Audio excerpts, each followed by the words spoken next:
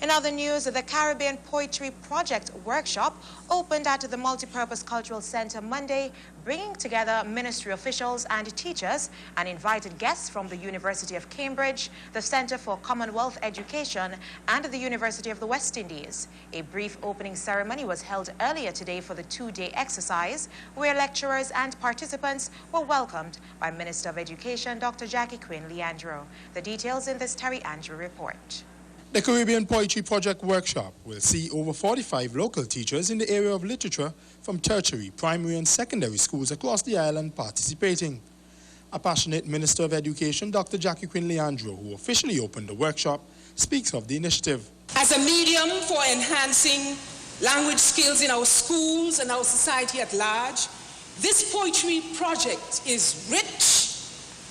It is a meaningful addition to the education calendar to tease out the latent skills and talents of our literary greats. This workshop is significant because while we are surrounded by so many talented Antiguan and Barbudan writers and poets, today 3 great institutions have partnered with the Ministry of Education on this Caribbean Poetry Project, not only to validate and celebrate the work of our young people and our teachers, but also to assist in fine-tuning it. The minister adds that efforts will be made to make the initiative an annual event on the education calendar. Through a joint research and teaching program, the project will encourage engagement with Caribbean poetry and improve the teaching and learning of poetry in both British and Caribbean schools. Director of Commonwealth Education Trusts at the University of Cambridge, Dr. Mike Younger, speaks of the benefits of the workshop. This is a unique project in many ways.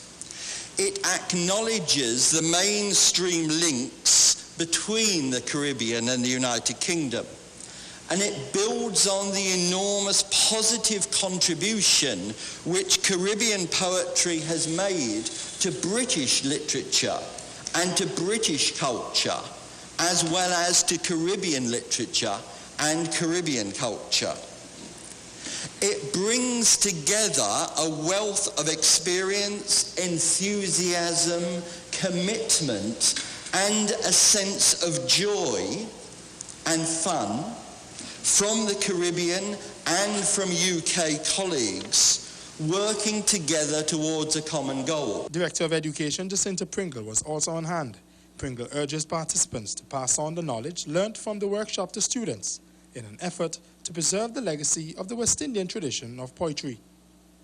Terry Andrew, ABS News.